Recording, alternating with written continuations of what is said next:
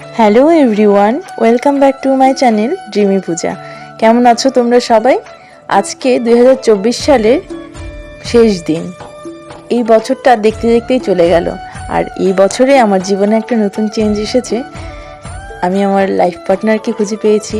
ভালো মন্দ সব কিছু মিলিয়ে বছরটা বেশ ভালোই কেটে গেল। আজকে আমরা এই 31st উপলক্ষে পিকনিকের জন্য বেরিয়ে পড়লাম। আর এই আমাদের পুচি মশাই, যখনই যাব উনি পিছনের সিটটা ক্যাপচার করবে, একবার আমার কোলে, একবার মার কোলে, একবার ওর কোলে, সবার কোলে উনি গাড়ির মধ্যে ঘুরে ঘুরে বেড়াবে। এই হচ্ছে ওনার কথা। তো চলো বেরিয়ে যাওয়া যাক। আজকে এখনও ডেস্টিনেশন এখনও পর্যন্ত কিছু ঠিক করা হয়নি, তো রাস্তায় বেরিয়ে পড়লাম। যেতে যেতে যেতে যেতে একটা ডেস্টিনেশন ঠিক করে নেব। তো যেতেই আমরা একটা হোটেলে এসে দাঁড়ালাম। সেখানে সকালে খাবার দাবারগুলো সেরে নিচ্ছিলাম, ব্রেকফাস্টটা। তো সকালে বাড়ি থেকে মা চিড়ার পোলাও বানিয়ে নিয়ে এসেছিলো, আর আমার জন্য আর ওর জন্য বাবা মোমো অর্ডার করে দিয়েছিল। আসলে আমার একটু মোশন সিকনেসের প্রবলেম আছে, মানে চেষ্টা করি জার্নি করলে কোনো কিছু না খেয়েই জার্নি করার, যেন ভমিটিংটা অ্যাভয়েড করতে পারি। তো তারপরেও বাবা মা বলছিল বারবার করে যে না, পুরো রাস্তা এরকম না খেয়ে যাওয়া যাবে না। ঠিক আছে, ভমিটিং হলে না হয় আমরা গাড়ি দাঁড় করিয়ে দেবো, করে নেবে, কোনো ব্যাপার নেই। তো তারপরে অনেক জোরাজুরি করার পর বাবা মোমো অর্ডার করে দিল। আর মোমো তো আমার সবচেয়ে সবচেয়ে সবচেয়ে প্রিয় একটা খাবার। আর এখানে বসে বসে রোদ্রের মধ্যে বসে বসে আমি আর ও মোমো এনজয় করছিলাম। ও একটু দূরে গিয়ে বসেছিল, আর আমি এখানে রোদ্রে পুরো মোমোটা এনজয় করছিলাম। ভয়ও লাগছিল কিছুটা, কিন্তু তারপরেও খেয়ে নিলাম, দেখা যাবে যা হবে। মোমোটা দেখে আসলে লোভটা সামলাতে পারিনি। তো যাই হোক, এই হোটেলটা ছিল গাড়িধুরা নামে একটা জায়গায়। হোটেলটার নাম ছিল তিরাঙ্গি গার্ডেন। তো সেখানেই আমরা ব্রেকফাস্টটা সেরে নিচ্ছিলাম। তারপরে আমরা বেরিয়ে পড়লাম আমাদের অ্যাকচুয়াল ডেস্টিনেশনের উদ্দেশ্যে, সেটা হচ্ছে মিরিক যাব। তো মিরিক যাওয়ার পথে এই একটা পার্ক দেখতে পেলাম, সেই পার্কটার নাম হচ্ছে মঞ্জু পার্ক। এই মঞ্জু পার্কের ভিতরে কি আছে একটু দেখে যাওয়ার ইচ্ছা জাগলো। আর পুচি সবসময় সবার কোলেই এরকম করেই ঘুরে বেড়ায়। এই যে আমার বরের বাহন, ও অ্যাকচুয়ালি আমার বরেরই মেইন বাহন। সারাদিন আমার বর এইভাবে ওকে ঘাড়ে কোলে পিঠে নিয়ে ঘুরে বেড়ায়, আর ও সেগুলো বসে বসে এনজয় করে। অ্যাকচুয়ালি ওকে রাস্তাঘাটে ছেড়ে দিলে না, ও এমন জোরে স্পিডে দৌড়ায়, ওকে ধরা খুব কষ্টের হয়েছে। তো ওকে কোলে পিঠে নিয়েই আমরা ঘুরতে স্বাচ্ছন্দ্য বোধ করি, আর ও খুব এনজয় করে সেটা। তারপরে আমরা এই পার্কের ভিতর ঢুকে পড়লাম। পার্কটা দেখছিলাম, বেশ সুন্দর ছিল। চারদিক দিয়ে গাছপালা সব কিছু ছিল, আর এই দিক দিয়ে একটু ঝর্ণা টাইপের একটু ছিল, সেটা জলগুলো বেয়ে বেয়ে যাচ্ছিল, আর চারদিকে বেশ জল পড়া ঝর্ণার শব্দটা পাচ্ছিলাম। মানে একটা আলাদাই পরিবেশ, বেশ শান্ত শিষ্ট নিরিবিলি পরিবেশ।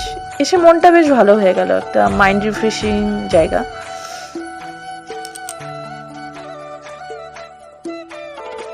এরপর এই পার্ক থেকে বেরিয়ে আমরা মিরিক যাওয়ার পথে সিঙ্গুলি ফাটক নামে একটা জায়গা ছিল, সেখানে বাবা বেশ কিছু কমলা দেখতে পেল। কমলাগুলো যা লাগছিল দেখতে, দূর থেকে মনে হচ্ছে পুরো একটা কমলার বাগানে এসে পৌঁছে গেছি, এরকম লাগছিল। আর আমি একটু ঘুরে ঘুরে চারদিকটা দেখছিলাম। বাবা এখানে কমলার দরদাম করছিল, আর আমি ভিডিও করার জন্য বলো, এনজয় করার জন্য বলো, একটু ঘুরে ঘুরে দেখছিলাম। কমলাগুলো দেখতে আমার বেশ ভালো লাগছিল। আর এখানে ছিল বিভিন্ন রকমের গাছপালা, গাছগুলো খুব সুন্দর ছিল। ইচ্ছা করছিল নিয়ে চলে যাই, তো বাড়িতে এত গাছ আছে, তারপরে আর ইচ্ছা হলো না, রাখবো কোথায়। এরপর বাবা কমলাগুলো দেখছিল, কোনো কমলার গায়ে দাগ ছিল কিনা, একদম যেন চকচকা ঝা চকচকে কমলা পাওয়া যায় সেরকম বেছে বেছে বেছে বেছে সব কমলাগুলো নিচ্ছিল। বাবাকে আমিও একটু হেল্প করছিলাম। তো বাবা একদম সব জাস্টিফাই করে নিচ্ছিল একদম পারফেক্ট কিনা কমলাগুলো, আর আমাকে বলছিল এই জায়গাটায় এই নাম, এখানে এইভাবে কমলাগুলো খুব ভালো হয়।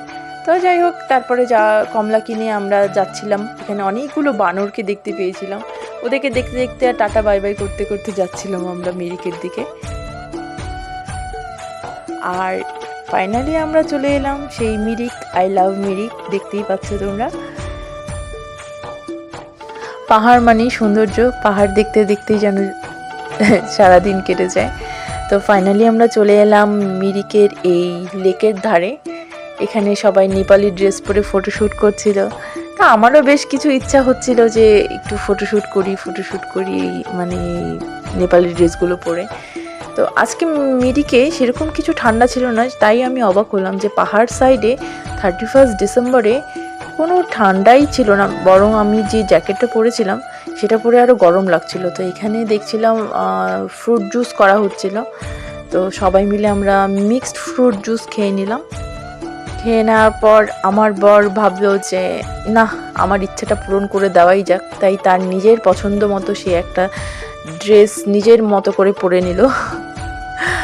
হ্যাঁ, তারপরে আমিও পরে নিলাম। আমি তো বেশ খুশি, সে আমার মনের ইচ্ছা রাখার জন্য এগুলো করলো। তারপরে সেই ছোটোবেলায় একবার করেছিলাম বাবা মার সাথে, এসে ছোটোবেলায় এইসব ড্রেস পরে ছবি তুলেছিলাম, এরপর আমার বরের সাথে তুললাম। ফাইনালি সেই ইচ্ছেটা আমার পূরণ হলো।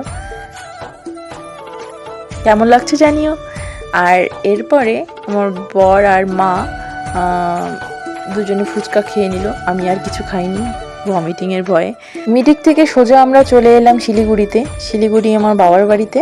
তো সেখানে আজকে মা বাবার এখানে আমাদের বাড়িতে চলে এলাম।